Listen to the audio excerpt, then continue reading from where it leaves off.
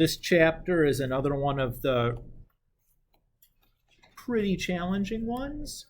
I don't think it's as bad as the vectors chapter, but it's probably second place. Just giving you the heads up. But after this, guess what?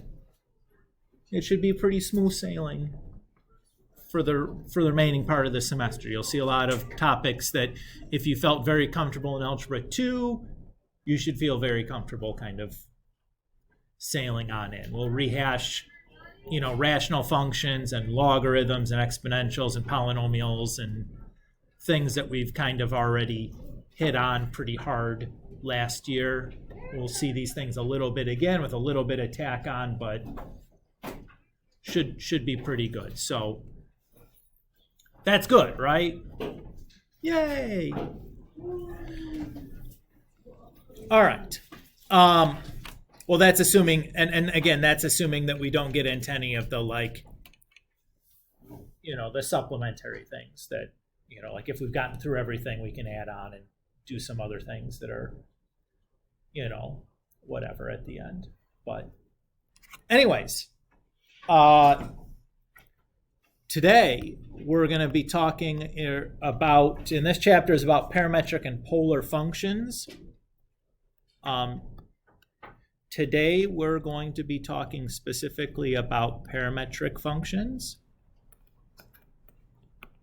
I believe this chapter is kind of split down the middle, where we do all parametric stuff in the beginning and do all the polar stuff at the end. I think that's the case. Yeah, so I think there we got 2 sections of parametrics and then like 2 or 3 sections of polars. Yeah, that looks right. Okay, so parametric functions. Why do we need a new type of function to deal with? So remind me again, what's our definition for a function?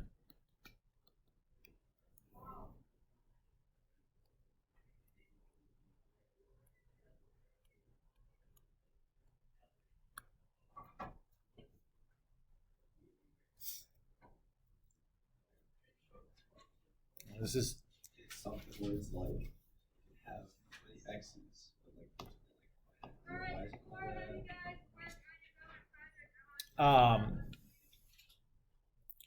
well, it's a set of ordered pairs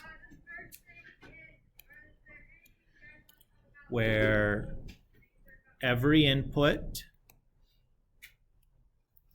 in the domain has exactly one output from the range.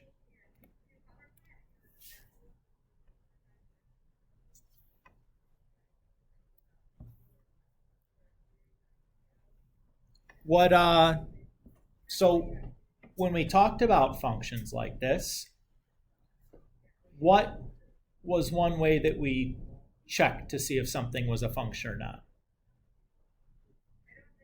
A vertical line test, right?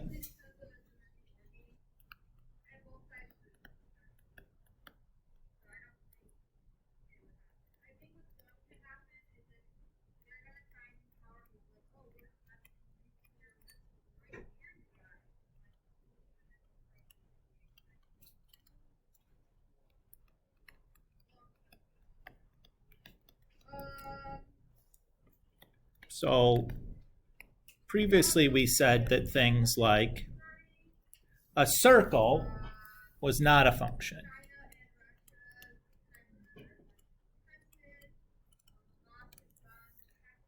Right? This all should sound familiar from last year.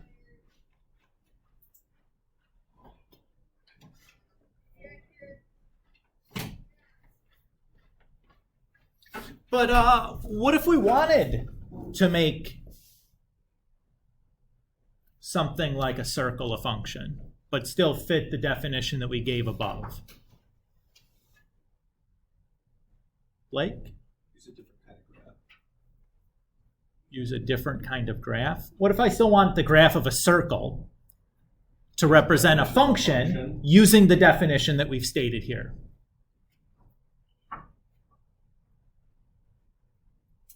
How could we do that?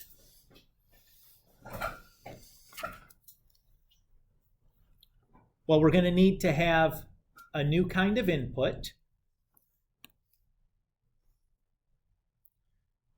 So what if we have the points in our function look like this, where the input is some parameter t, and the output is an ordered pair xy.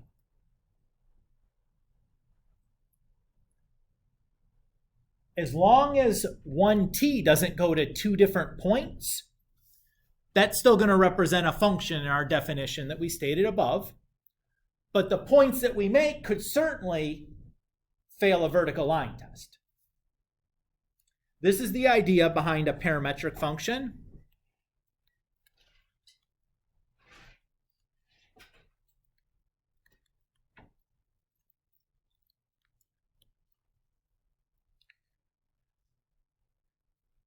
So this guy we call the parameter.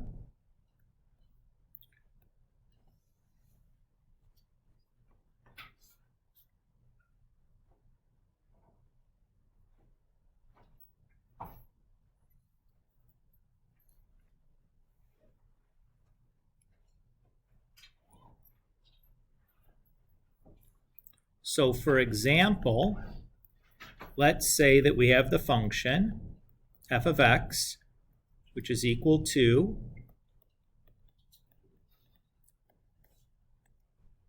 the parametric definition where x is equal to cosine t, sine is equal to, or y is equal to sine t, and t is bounded between 0 and 2 pi.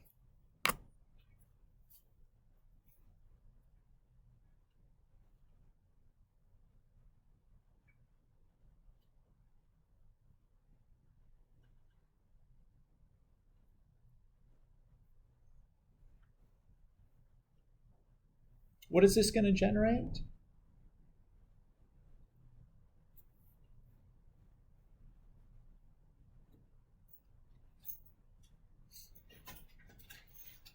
This is the unit circle.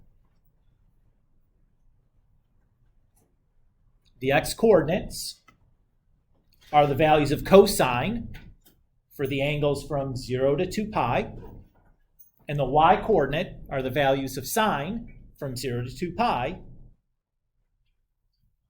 It's just going to be the unit circle. So let's take a look on our calculator. We can graph this kind of a thing on our calculator.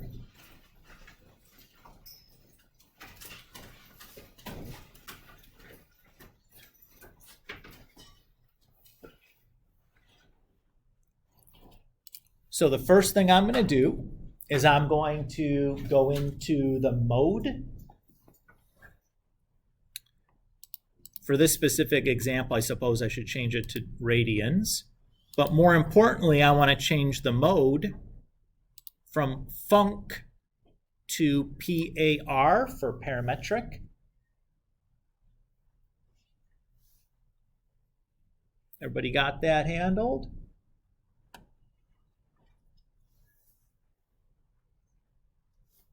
So if I press the y equals button now, my y equals menu looks very different, right? In fact, let's abridge what I wrote here to better match that. So this will be x of t and y of t. It's probably a better way of representing that. So we have x1 of t. We want that to be cosine.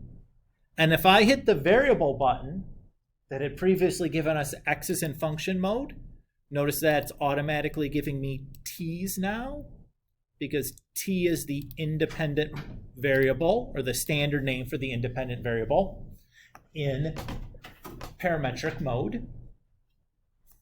Everybody's okay with this? So we have cosine t and sine t for our x1 and y1. Okay. Let's hit the window button now. So here, when we graph things in parametric mode, it's going to be important that we're setting the window or the interval in which t is defined. So in our specific example, we did 0 to 2 pi. So that's what I've had already set up. Is everybody okay there? So I have 0 as my t min and 2 pi as my t max. If you just press 2 pi and then enter, it'll give you the decimal approximation like mine looks like there. If yours is something other than 0 to 2 pi, which it probably is. Don't mess with the t-step. The x min, let's just make that -5. The x max, let's make that +5. We'll stick the x scale the way it is. And we'll do the same thing with the y min and y max. And if we hit graph, there's our circle. This circle is now a function. Notice our calculator was incapable of graphing circles in function mode because it can only graph functions. In parametric mode, again, it can only graph functions, but this is a function defined parametrically. So this circle allows us to graph things that can still be functions, but fail a vertical line test. Okay, so a little bit of notation here. This guy, our f of x, it would be considered a parametric function.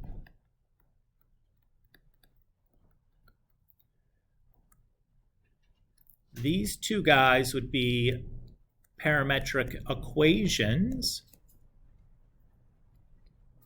So the way we've defined the x and y coordinate in terms of t, we said t is the parameter, and this guy over here would be the parameter interval.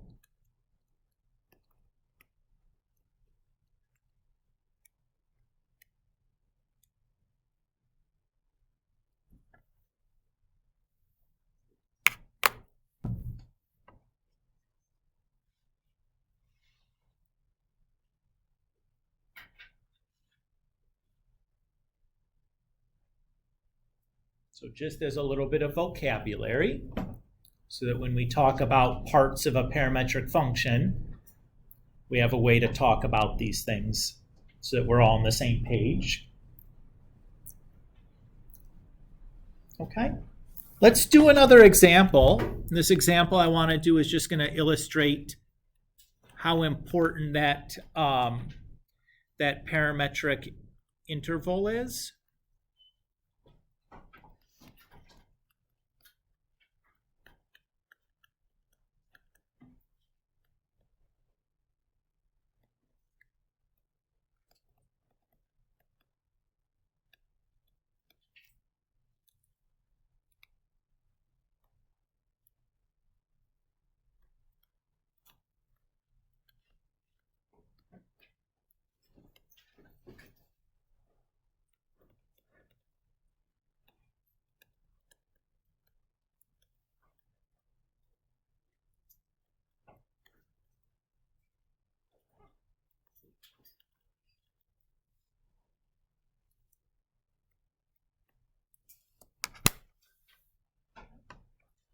So we're going to graph this parametric function where x of t is t squared plus 1 and y of t is 2t over 3 different intervals, and just kind of observe how different of a picture we're getting from that.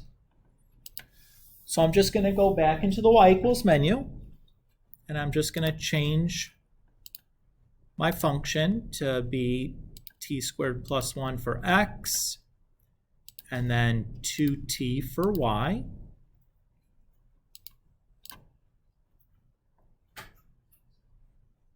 And then for my window,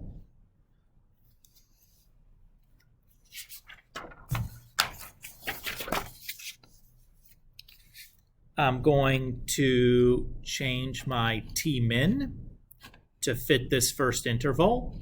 So going -3. And my T-max then to +1. I'm not gonna mess around with the T-step there.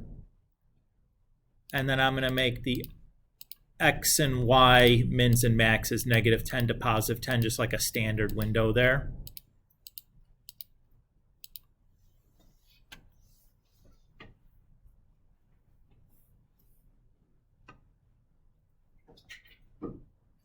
Okie dokie so far.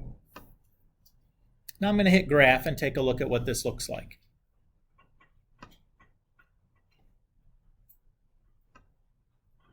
Okay. Does that pass the vertical line test?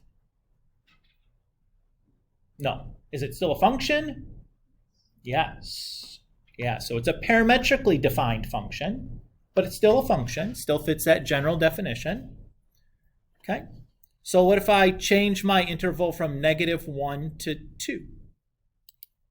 Let's go ahead and go back to our window, and this time I'll change my T-min and T-max to fit my new interval, and then hit graph again. Get a very different picture, right? Still the same function, we're just graphing different parts of it. Let's go and do this one more time. So now -2 to 3.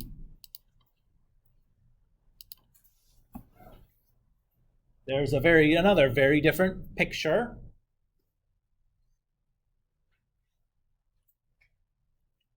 And if I wanted to graph like the entire thing, I would just basically be graphing all real numbers.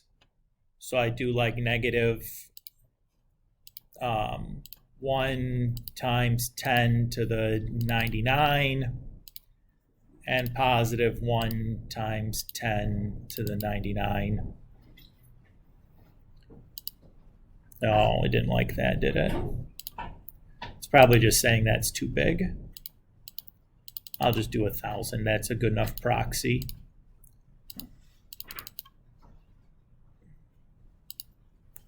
Oh, it didn't like that either.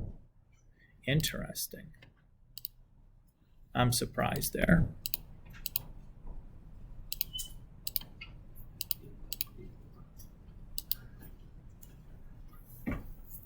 But if I graph like the whole thing on this window, I get a sideways parabola, right?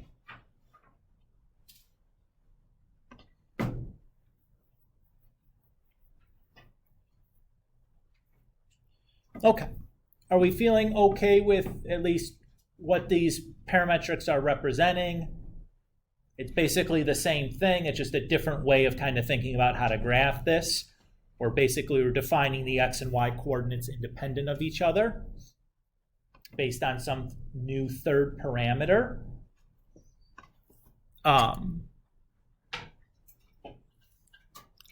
So the question becomes, can I convert back and forth between our standard function notation, aka Cartesian coordinates, and this parametric definition?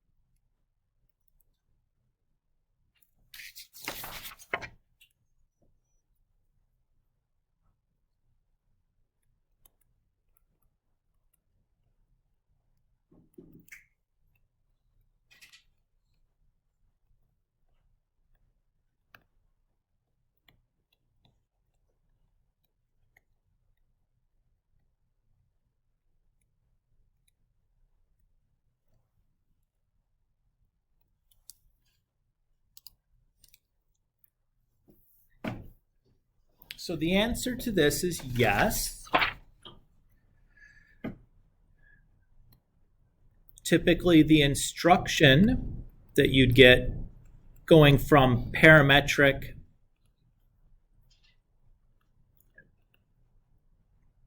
to Cartesian would be to eliminate the parameter, is usually what the direction sounds like.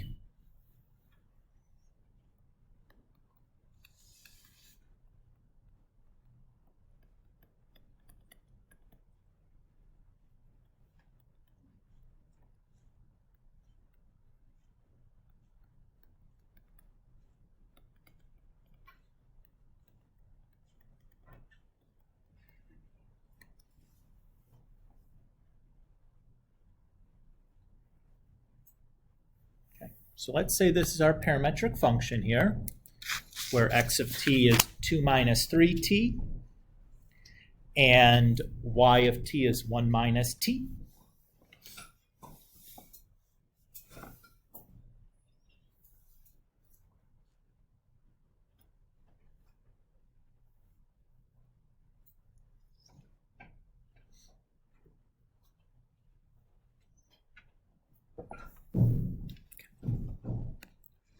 So I'm going to pick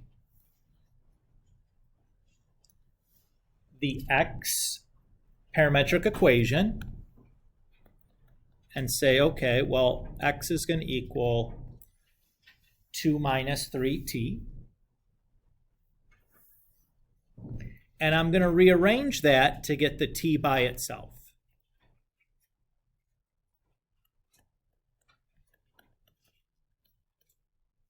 So I'll subtract 2 from both sides and then divide both sides by 3.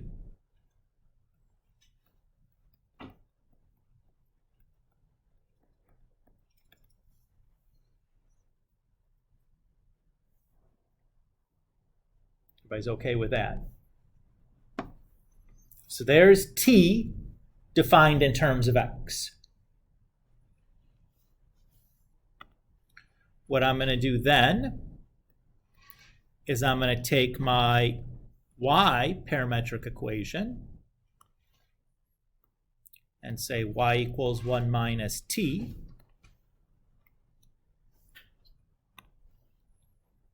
And substitute in the value of t that we just found.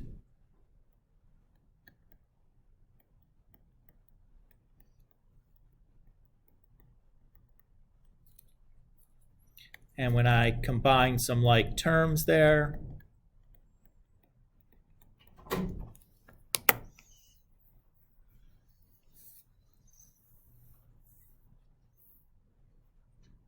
I have this.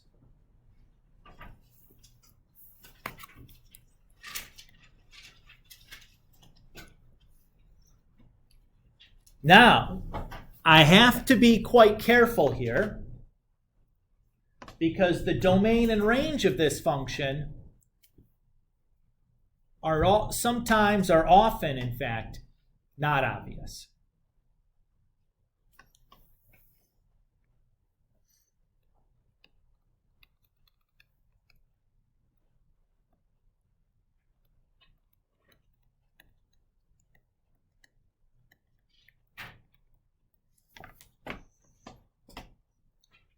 Now, if this was just the standard Cartesian problem where I just ask you what the domain of range of 1/3 x plus 1/3 is, this is something I'd expect all of you to be able to spit out to me like instantly. If this did not come from a parametric function, what would we say the domain and range is instantly?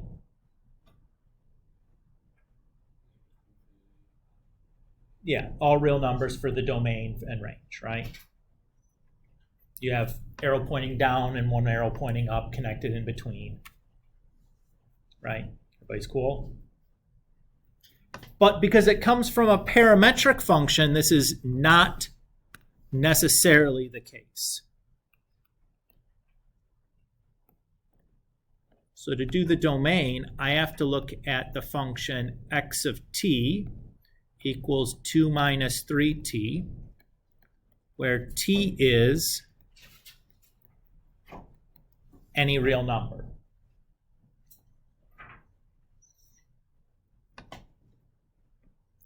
Remember, the domain is all about the x-coordinate. And in the parametric function, the x-coordinate is generated by this x of t. Right? So the domain for our Cartesian function is going to be the range for the x of t, the parametric equation x of t. Right? Because the possible outputs of that parametric function x of t are the possible x-coordinates, which are giving us the domain in the Cartesian function. Did you guys kind of see that?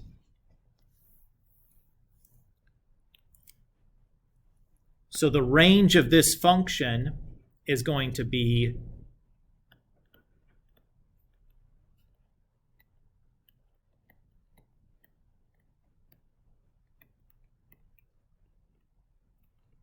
the x-coordinates for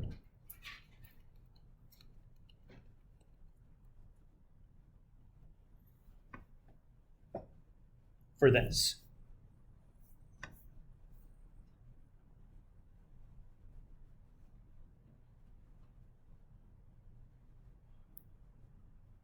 I'm trying to go very slow because this is kind of feels like you're stepping through some hoops here, right?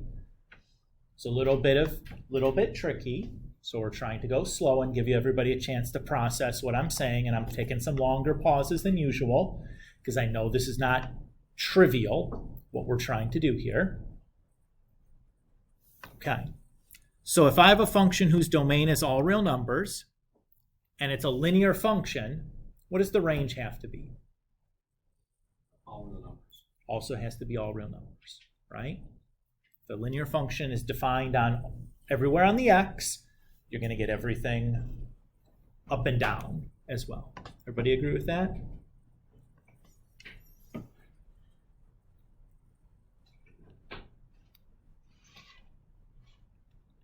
So the range for x of t is also all real numbers, which implies then the domain of y equals 1/3 x plus 1/3 is also all real numbers.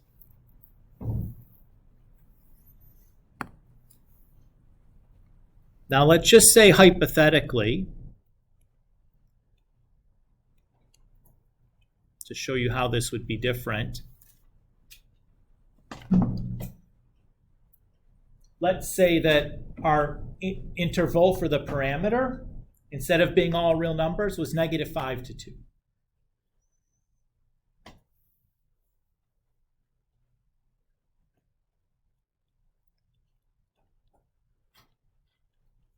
In that case, my range is going to be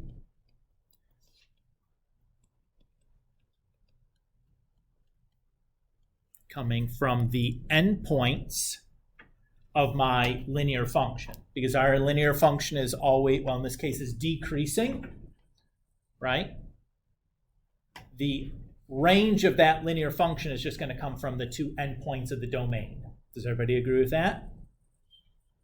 If this was not a linear function, would that necessarily be true? No, right? If you had a quadratic function, you'd have to worry about where the vertex is and all kinds of other things, right? But in the case of a linear function, all I really care about are the endpoints.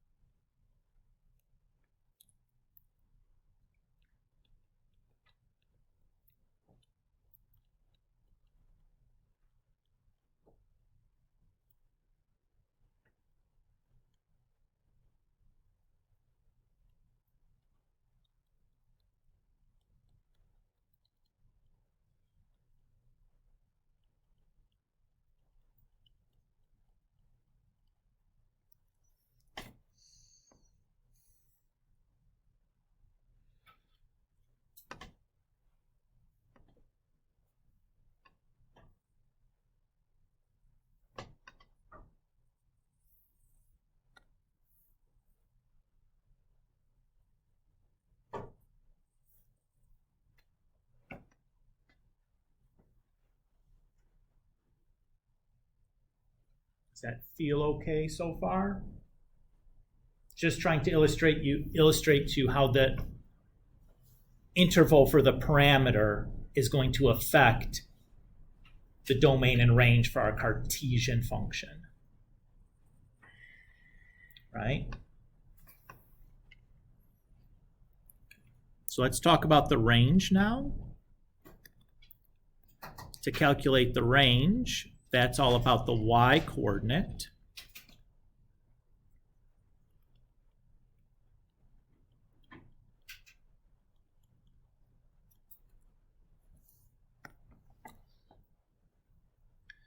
So the range of y of t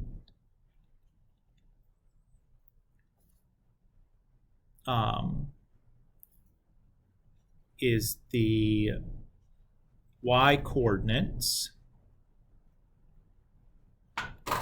in our Cartesian function.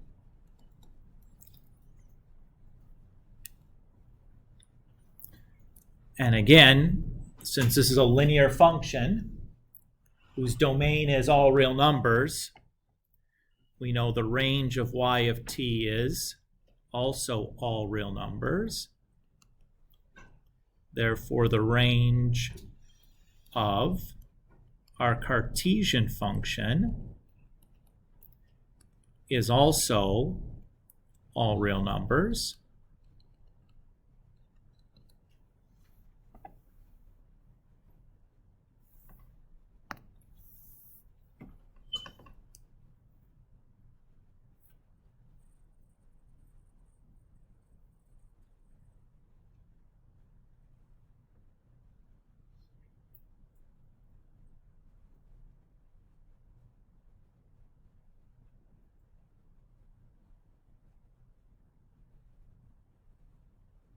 Is that okay?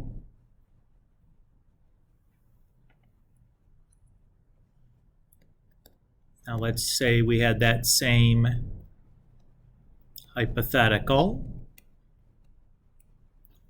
where we were going from -5 to 2 as a separate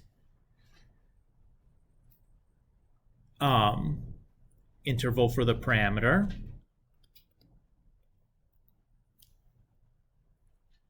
So the range of y of t here then is going to be dictated by just the endpoints of that interval.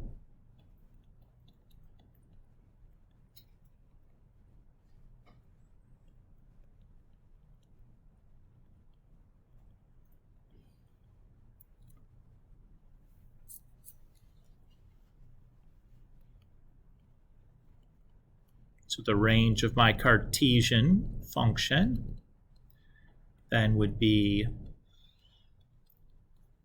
-1 to 6 also.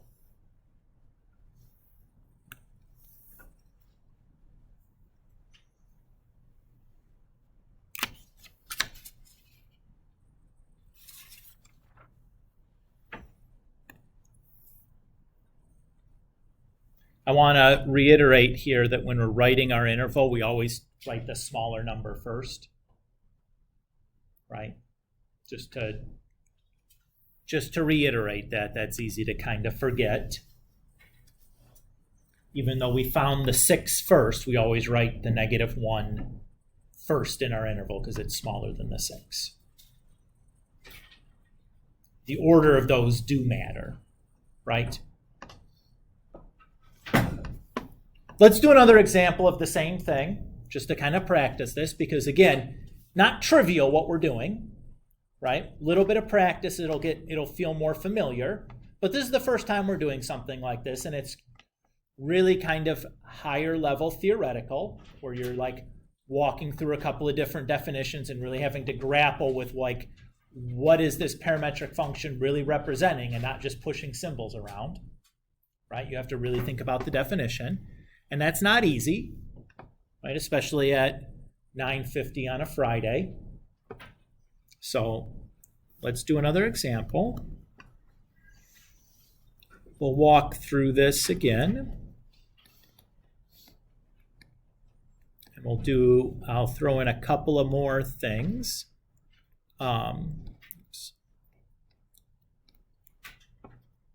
To have to worry about.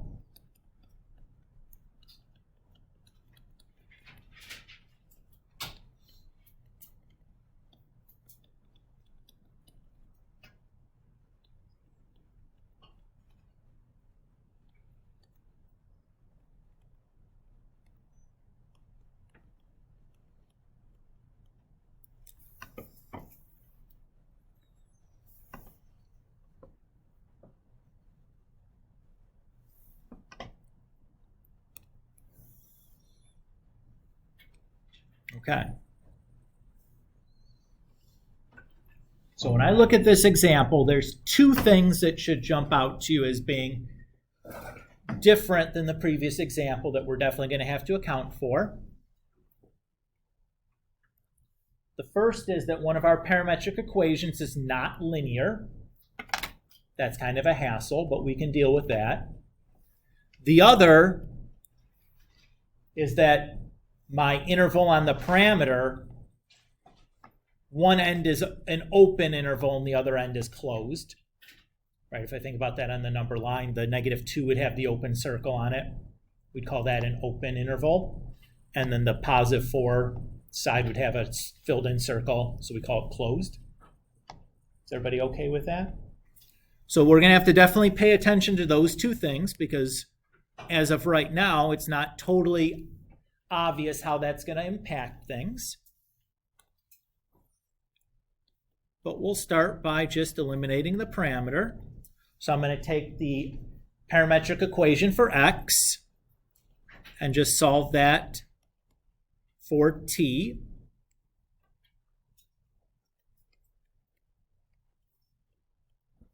So I get -1/4 x is equal to t. Then I'm going to take my parametric equation for y and plug my value for t back in.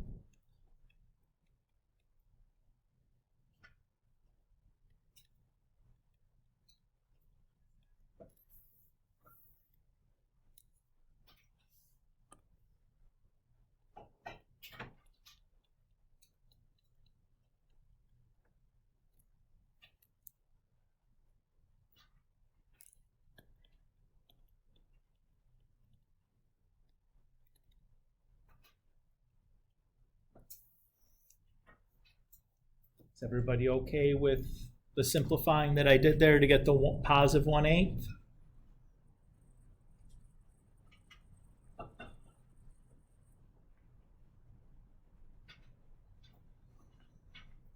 -1/4 squared is +1/16, and then times 2 is 2/16, which reduces to 1/8. Okay. And I'm going to write a spot there for my domain and range, but I'm not going to fill that in until I actually have to analyze the parametric to figure that piece out, right? Okay. So for the domain, I'm looking at x of t equals -1/4, where the t is this interval.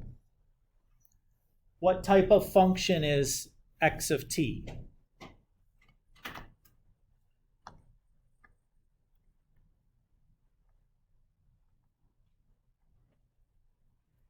It's linear, right? Everybody's okay with that. It just has a t to the first is the only variable. Okay, so if it's a linear function, all I care about are the endpoints of the function. So all I really care about is t of -2, x of -2 and x of +4. But I'm going to put a star next to the x of -2. Why do you suppose I'm making a note of this value? Yeah, because it is not a closed interval. Very good.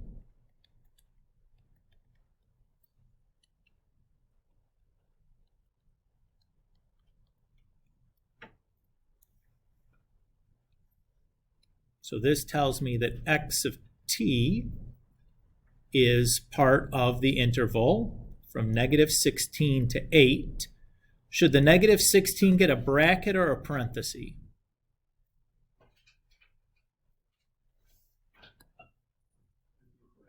It would be a bracket because the 16 comes from the negative 16 comes from the 4, which had a bracket.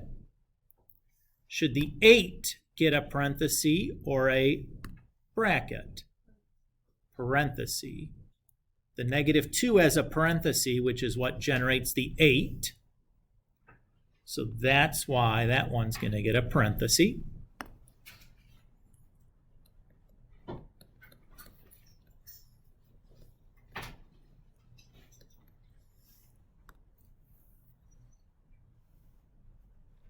Does everybody feel okay there? Okay. Now let's do the range.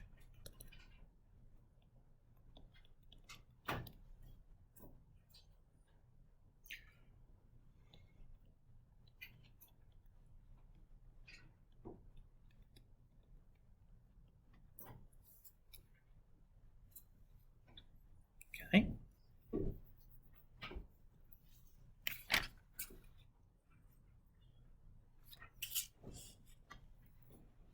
All right, let's look at y of t here.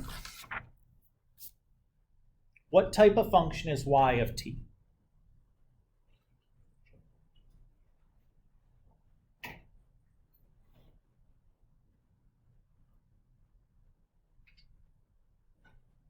It's 2t squared plus 1, right? What type of function is that? Quadratic. Thank you very much. Okay. So we're looking to find the range of a quadratic. So here we care about 3 points. We care about the endpoints of the interval as well as the vertex. Why do we have to care about the vertex? Because what if our graph looks like this? If we only look at the endpoints, we've missed all the y's in here, right? But we don't know that the vertex is in between the endpoints, so we have to check all 3. We need to check the endpoints of the function, and we need to check the vertex. Does that make sense? Okay.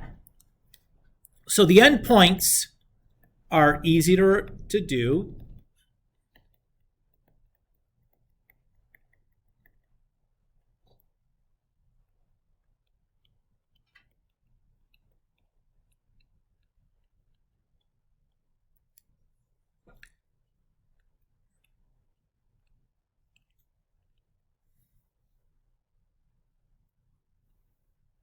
But how do we find the vertex for a quadratic? This was something we would have talked about in our Algebra 2 class last year. It's considered prior learning. We should remember how to do this. You might need a little nudge, but I'm hoping at least one of us remembers how to do this.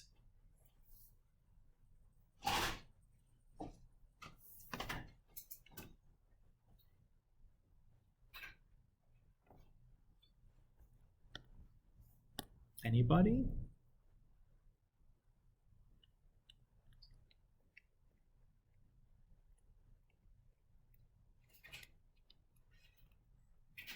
No?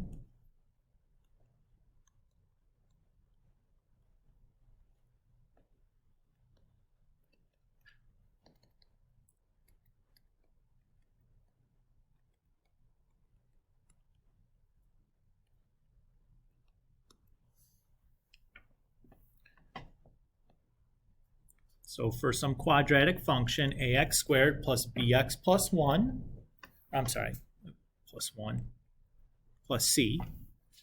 The vertex is the point negative b over 2a, comma, f of negative b over 2a. Does that sound familiar now? If it doesn't, make sure you write that down because you'll see quadratics pop up here and there. So remembering how to find the vertex will be really important when doing these domain and range questions. So our particular problem, the x-coordinate for the vertex is going to be 0 divided by, well, negative 0 divided by 2 times 2. So that's just 0. Everybody's okay with that? Well, really, maybe we say t here, since that's really the variable that we're putting in. That's the independent variable in the parametric equation, right? Mr. Kulik wrote an x, which would get really confusing unless you're in Mr. Kulik's level of understanding where it's like it doesn't really matter, they're all just names. Let's call it a t, though. That probably makes a lot more sense, right? Everybody's okay? So the other thing we care about then is y of 0.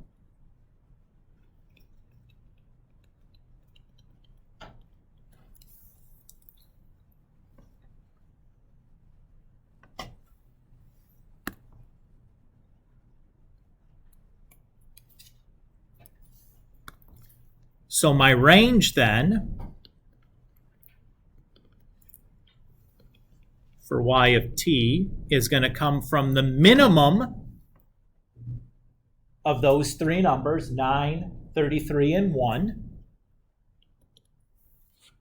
and the maximum of those three numbers, 9, 33, and 1. So my range is going to go from 1 to 33. Everybody's okay with that? 1 comes from 0t, which is certainly inside of this, so it should be closed. The 33 comes from the 4, which is at the closed end, so that should be closed.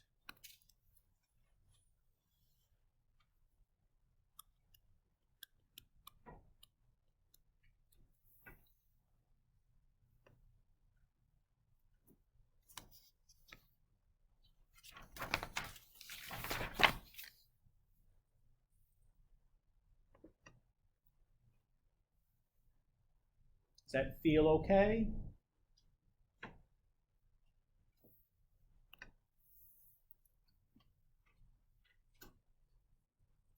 Questions to this point? Yeah.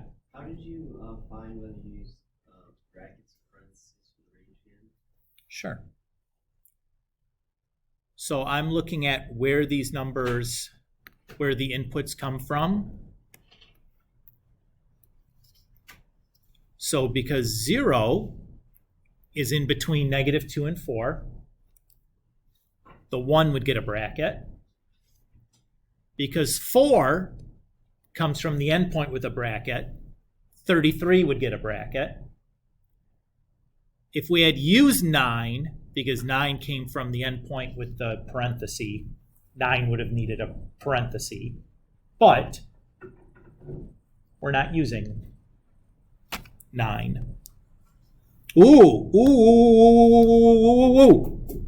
This is not quite right. Really, what should we write here? I just spilled the beans here when I was answering your question, but thank you for following up with this because we almost made a little bit of a mistake here. What's the problem?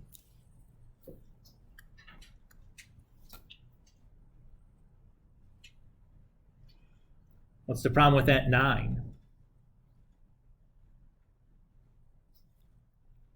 It's not really included if we think about the y-axis. What's going on here is we start at 1. We go up to 9, where we're open, and then go up to 33 that we're closed.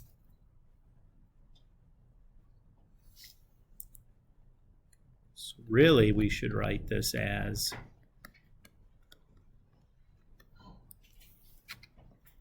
the things from 1 to 33, not including 9.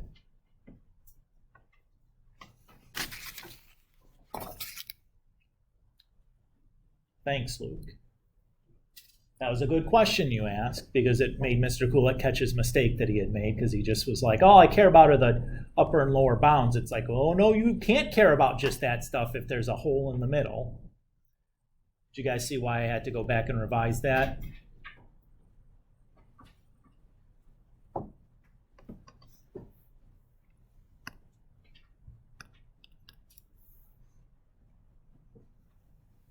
Now, this is not easy, right? Not easy. It's going to take a little bit of practice. This is maybe the most difficult part of this, is being able to kind of like really make sure you understand the definitions and like how these different domains and ranges kind of impact each other. And it takes a little bit of practice and a little bit of time on your part. And if it's not like the easiest thing in the world right now, that's okay. That's okay. Let's do another here. So let's say that we have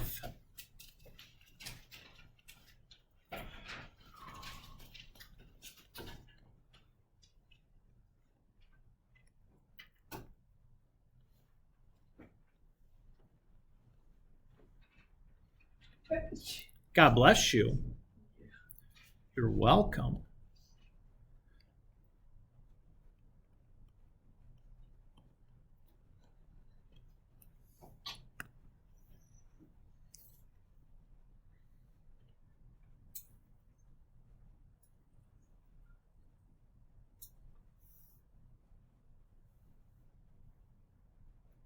So again, we're trying to just eliminate the parameter here.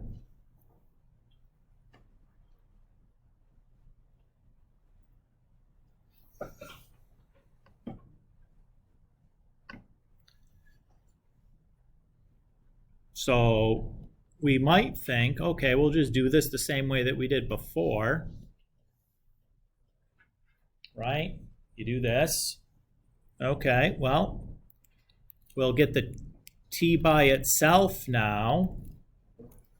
So 1/3 x is equal to cosine of t. And then I guess we'll do the cosine inverse of both sides. Oh, no. Because now when I try to plug this back in, we'd have y equals 3 times the sine of cosine inverse 1/3 x.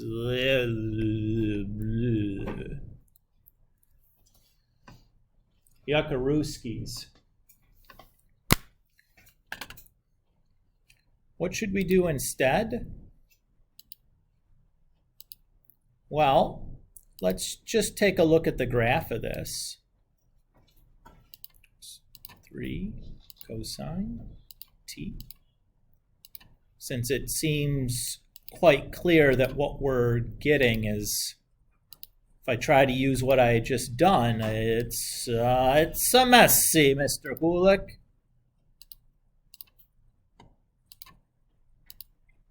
So I set my equations to 3 cosine t and 3 sine t, and then I reset the range of my, or the interval for my parameter to 0 to 2 pi. Not going to worry about monkeying with anything else, and I press graph, and what do I have? Circle. Okay. Who remembers the equation for a circle?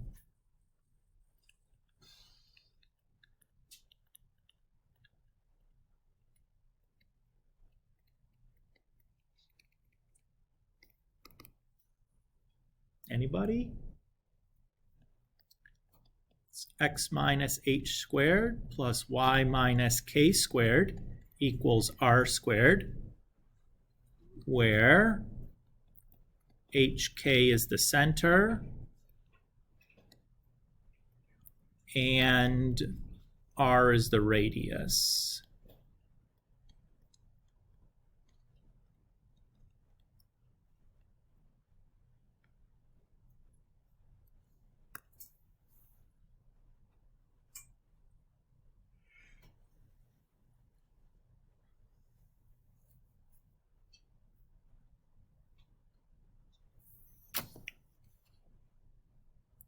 So if we go and we look here, Appears to me, if I look at this picture, the center is 0, 0. You guys agree with that? And the radius appears to be 3.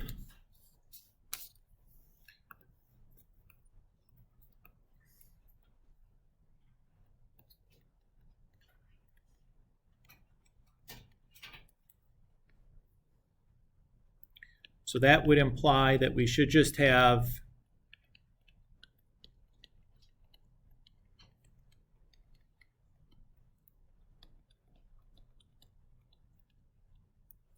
that, right?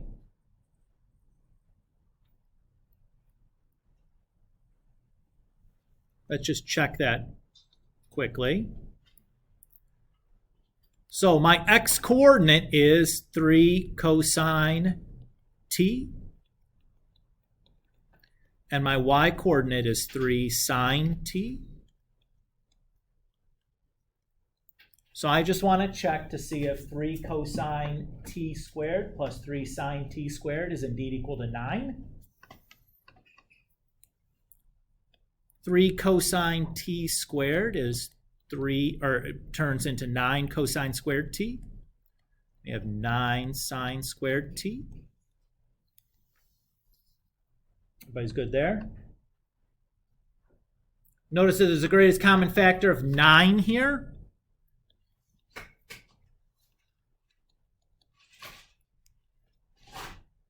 So when I factor that off, I have 9 times the quantity cosine squared t plus sine squared t. What do you recognize here? Yeah, cosine squared plus sine squared is 1. That's the Pythagorean identity. Woof, it's been a while since we've ran into that guy.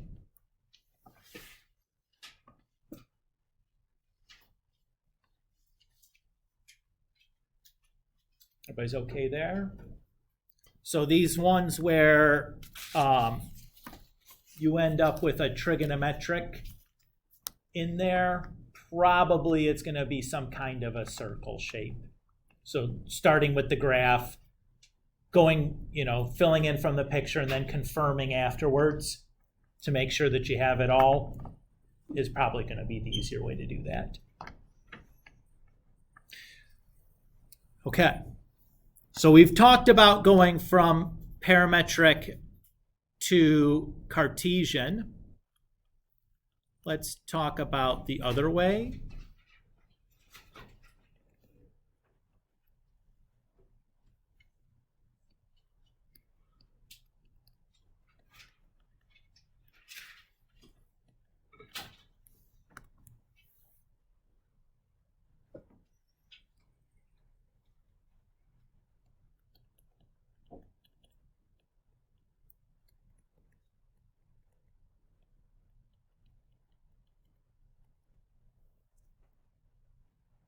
Okay. Y equals 3x minus 2. Is that a function? Does that pass a vertical line test? Yeah. As long as it does, this is super easy. Just make the x t and the y just the same thing as the Cartesian equation, just with a t in it. Done. Well, we do have to give us our t, or the interval for t. But what's going to be nice about this, if we're doing it this way, what's the interval for t have to be the same as?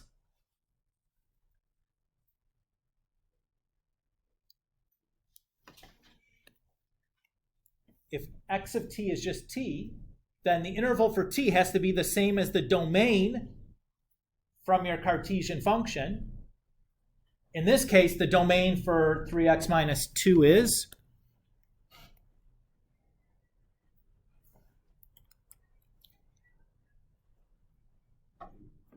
Say it. You guys know it. It's just a polynomial. The domain for any polynomial is all real numbers. All polynomials are continuous. Their domains are all real numbers. Oh. Mr. Kulik, I like that. Right? What if we want the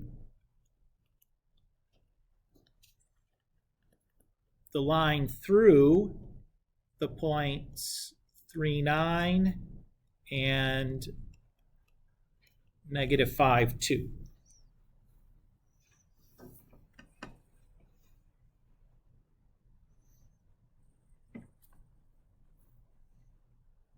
One way you could do this is you could brute force this and write your equation for the line and do the same thing we did above, right? You have 2 points, you find the slope, you figure out the y-intercept, you write your slope-intercept equation, and you do the same thing we did above, right? Is there a faster way to do this? Yeah. Guess what it's going to use, though? Vectors. Yeah. So what I'm going to do is I'm basically just going to write the vector equation for the line. What did we say? Is this? What do we call that? Oh, it was just R, and this was R naught. That's what it was.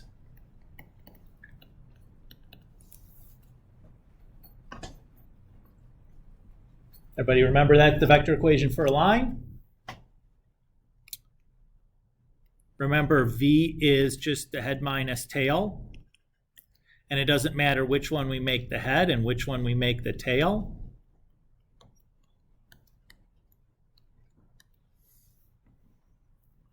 So V could be 8, 7, or it could be negative 8, negative 7, depending on which way you subtracted. And it doesn't matter which one we pick as R.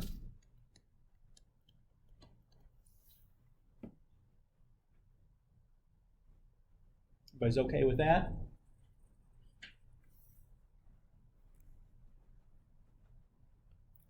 So what does this become then? Oops, ft. Just 3 plus 8t for the x equation, and 9 plus 7t for the y equation. I don't know why I keep writing f of x. Those should be f of t's in the parametric. Did I do that the whole way through?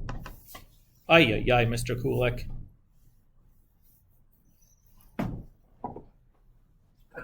It's no bueno.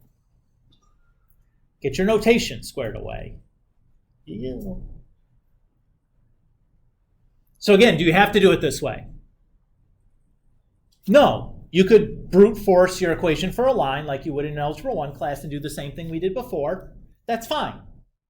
I think this is shorter because really all I had to do was like subtract a couple of numbers together and didn't have to really do any other algebra. It's super fast. But if you're like, yo, I didn't like vectors before and I still don't like them now, I'm not very comfortable there, it's okay. You can do it the other way. Not a big deal. What if we change this problem and instead of asking for a line, we ask for a line segment?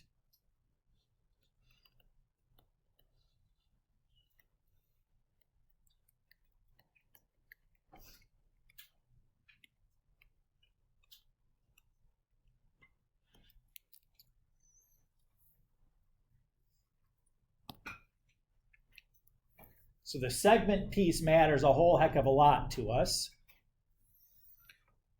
So just to give us a picture of what we're doing,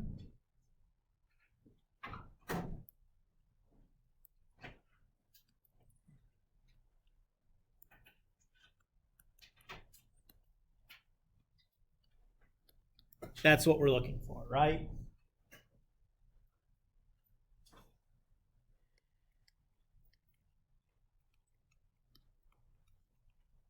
So I'm still going to do this, start it the same way.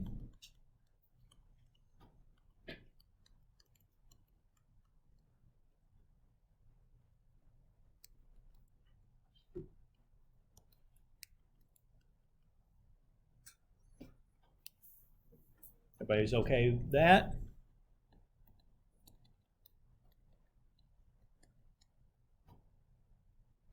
Oh yeah, and then this is just all real numbers because it's a line. Boy, oh boy, Mr. Kulik. You just get so excited sometimes and just blaze through some of the details there. If you don't like what I'm doing though, please, like, speak up. Even if it's like, yeah, I don't understand anything you did, like, can we just talk for a minute? Like, or just like, let me think for a second. It's okay. Like, I acknowledge that sometimes this stuff is just hard and takes a minute. Like, I get it, guys.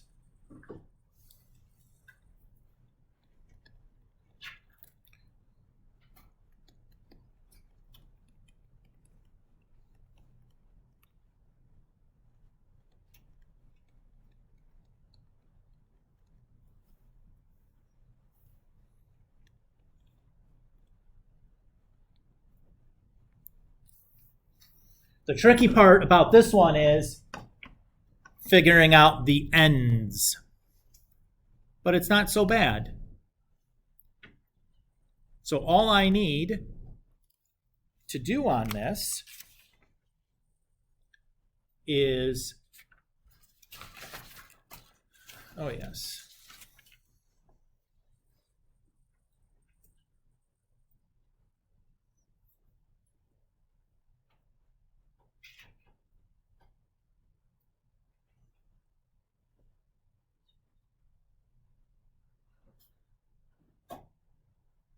Okay. So look at our vector line equation here. When t is 0, we're going to be at -1, 4 already. Everybody agree with that? So basically, you need to determine, should it be 0, 1, or should it be -1, 0? So all we have to do is a quick guess and check.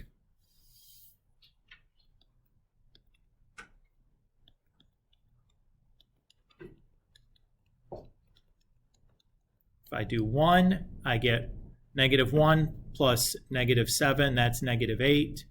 4 plus 7 is 11. That's not what I want.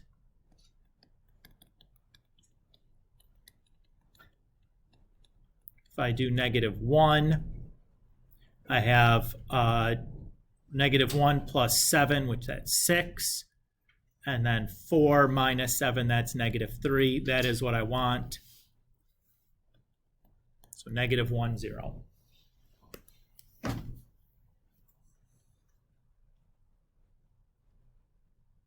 Will it always be that way, Mr. Kulik? Yup. So as long as you're using the vector line equation, your interval will always be from 0 to 1 or -1 to 0. So it's just a quick guess and check. Doesn't have to be more complicated than that. If you didn't do it this way, whoa, things can get quite messy there. Which is another huge benefit of using the vector line equation as opposed to creating a y equals mx plus b and then trying to grind your way through that. Still doable. In that case, you would set your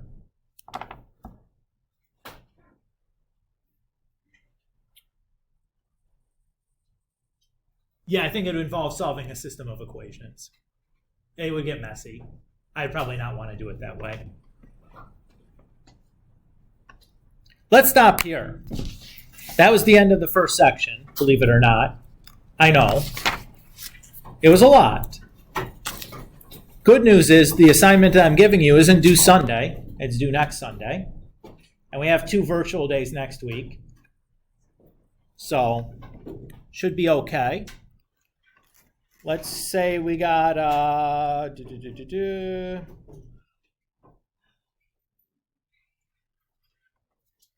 oh my goodness, guys, guess what?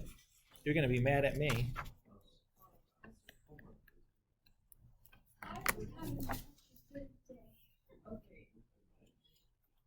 But here's the thing, here's what I'll tell you.